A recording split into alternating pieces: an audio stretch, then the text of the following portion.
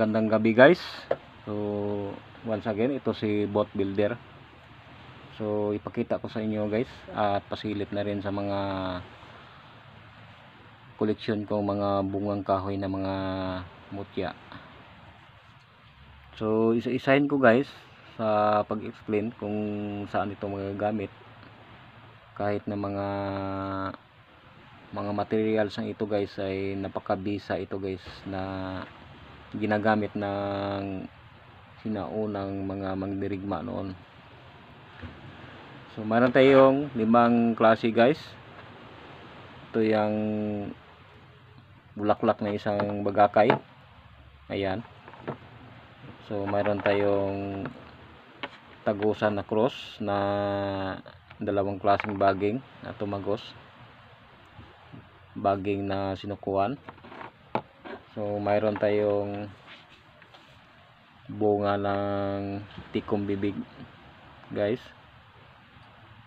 So mayroon tayong gamit noon ni Dr. Jose Rizal na Corazon de Jesus. Ayan, umaalog guys. Umalog din yung tikong bibig natin. So ito guys, umalog din ito. So nakita ko ito sa daan guys na nakasilid sa isang pulang tila. So bunga ng salasagan guys. Ayan guys, umalog. Ayan guys, umalog siya guys. Ayan.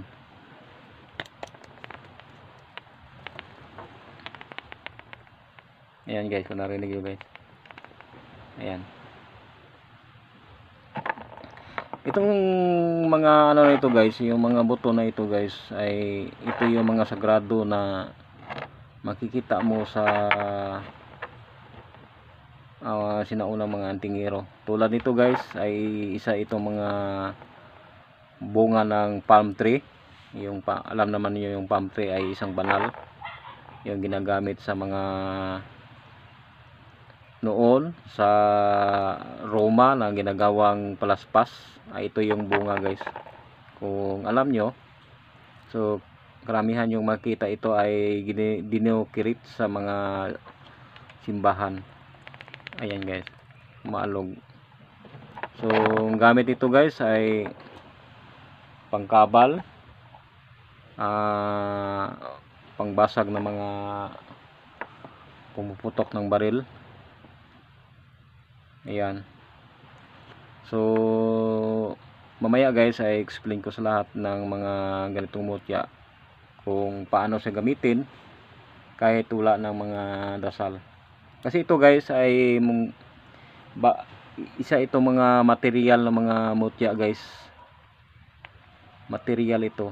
So kung anuhan po mo guys, kargahan mo na ng mga orasyon, ay lalo na siyang mabisa guys. So ayan. Ito guys, isa ding Corazon de Jesus na mga virtudes na ginagamit ng mga antingero. So alam naman niyo na ito ay ginagamit ni isa ding mga anting-anting ni Dr. Jose Rizal noon. Ayan. So Sagrado Corazon guys ang tawag nito. Ayan, Corazon de Jesus. So ang gamit ito guys ay sabi nila ay pangkabal. So para naman sa akin ay ito ay pangkabal din.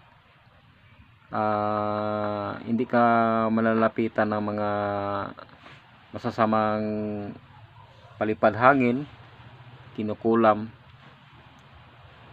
At saka ito guys ay pag may tangan ka nito, lalo na sa mga babae, ay kahit may gayuma pa yung isang babae guys, isang lalaki, pag may ganito ka ay hindi tatalab sa inyo. Ayan. Kasi guys, tingnan mo yun guys, yung forma nito guys ay hugis heart. Hugis heart guys. At saka marami sa mga buklod-buklod. Ayan. So Sinasabi nila guys sa iba ay ito ay bungang kahoy na ano guys, na bato na guys. Naging bato. Huwag kayong maniwala guys na mga ganitong mga, sabi nila bungang kahoy ng naging bato siya. So huwag kayong maniwala guys. Kasi natural lang yan guys sa isang bungang kahoy. Matigas, depende sa klase ng isang bunga. So matigas siya. Tulad ng isang ano guys, bunga ng pili shell ay matigas. Tingnan mo guys, umaalog siya guys. Ayan, umaalog. So marami kasing nakita ko guys na ano siya, tinatawag na dignom na bunga na nagiging bato. So huwag kayong maniwala. So natural lang siya guys, tulad ng isang bao ng niyog. Ayan. So natural lang siya na matigas. So bunga ng Corazon de Jesus. Ito naman guys ay isa namang uri ng bunga ng kahoy na tikong bibig. So ang gamit naman ito guys, pag lalo nang mayroon kayong mga orasyon at lagi kang pinag-usapan ng inyong mga marites, ay pwede mong, pag may tangan ka nito guys, ay pwede mo ipabalik sa kanila yung sinasabi nila.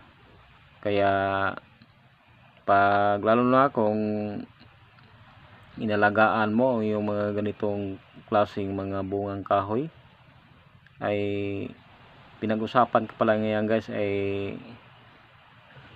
bumabalik na sa kanila guys, pang rebilta. So maaari, kasi nasubukan ko na,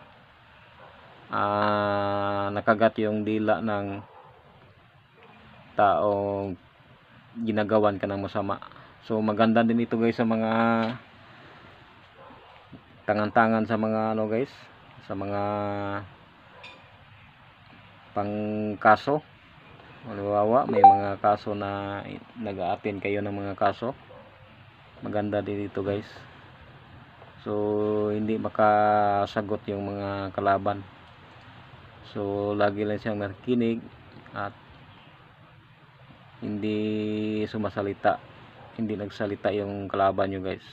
Pag maganda yung pagkaalaga niyang ganitong klaseng mga mutya. Ito guys ay isa ding uri ng ano guys, uri ng baging na sinukuan. At itong isa ay tumatagos siya dito guys. Uri din isa ding baging ito na sinag-araw. So bali yung sinag-araw ay tumatagos sa sinukuan. So nagiging cross siya. So, ang bisa naman ito guys ay maganda itong tangan-tangan sa may paglalakbay, sa mga maririit na mga lugar na maraming mga ano, masasama. So pag dala ka nito guys, nagtaka na lamang sila na hindi kanila masita agad-agad. Kasi pag makita kanila guys ay yiyoko talaga sila, susuko. Ayan, ganito ang bisa nila guys. At saka sa mga anak nyo guys na nag-take ng board exam, so maganda talaga ito guys, kasi cross na siya at saka sinukuan at saka sinag-araw. Naku, sigurado talaga na yung anak nyo guys ay pagdating sa mga question guys ay masasagot niya talaga, masasagot niya at hindi makakalimot sa mga nadaraanan ng mga classes. So madali niyang maalala guys ang ibig sabihin nito. So dagdag pa, kung mayroon kayong orasyon sa pampatalino, napakabisa na ito guys. Ayan. Maganda ito guys sa panghalo sa mga sangkap sa grapa o sa bao na isang mata. So maganda din itong gamitin guys sa may mga negosyo ito. At saka pag may taong may balak sa iyo guys ay hindi matutuloy kasi naharangan siya ng hiwaga ng cross na baging na sinukuan at sinag-araw. So kahit ganito lang guys yung dalhin mo guys, tangan-tangan mo ito go. Kasi guys sa totoo lang nasubukan ko na ito na yung nakaraang araw ay kami yung nagbantay ng ano guys sa barangay, may naghearing. So kami nagbantay at saka ako yung nag-guard kasi isa ding akong isang tanod guys. At kami yung nag-guard sa pag ano guys hearing. So naguna akong pumasok sa ano sa room sa ano guys. At siyempre hiningi natin ng Diyos Ama na at sana walang ano guys masitol yung mga kaso at hindi talaga sila magsagutan ng bawat isa sa kanila kasi hindi sila nag-intindihan. So nagtaka na naman yung kapitan namin guys na madali na resolba yung mga problema nila guys. Ayan. So ito guys at panghuli guys ay bulaklak ng wagakay. So alam naman ninyo yung mga bulaklak ng wagakay ay sa wagakay pa lang guys ay kontra ng mga masasamang elemento, kontra sa mga aswang, sa mga taong maitim yung dila ay ito yung sumpa guys. So dagdag din ito guys sa mga pampaswerte sa mga negosyo at sa pangisda ay maganda din ito guys kasi ito yung ginagamit ko guys pang sangkapang pausok sa pambot o pangisda. Ito yung number 1 na sangkap ko na ginagamit. So hinahalo ko siya sa bulaklak ng magakay, insenso, kamangyan at bunga ng amarsikos. So maraming klase yung amarsikos. Yung amarsikos na dumidikit sa ano guys, sa naglalakad tayo sa damuhan. At mayroong amarsikos na medyo matulis, amarsikos na medyo bilog. Yan, amarsikos na din ang tawag nila sa kanila guys. So yan lang guys at ipakita ko sa inyo at sana ay mayroong dagdag aral sa inyong, mayroong kayong natutunan. So maraming salamat sa inyo sa pag-subscribe. So paki-like naman guys ng mga video natin at sana panoorin yung mga ads ko guys at huwag niyong i-escape. So sa mga naniwala, sa mga antingiros dyan, sa lahat ng mga subscriber na nagsusubaybay sa akin, Luzon, Visayas at Mindanao, magandang gabi sa inyo. So wala tayong mga orasyon guys kasi baguhan pa lang ako at nag 49, hindi pa natapos yung 49 days ko guys. So abang-abang lang tayo guys, mayroon tayong mga orasyon na mga sinaunang orasyon at hindi ko pa, pasensya na po kayo at hindi ko pa ipakita sa inyo at ibahagi. So maaari mga next year siguro pwede na natin ibahagi sa inyo yung mga orasyon natin na natutunan ng sinaunang panahon. So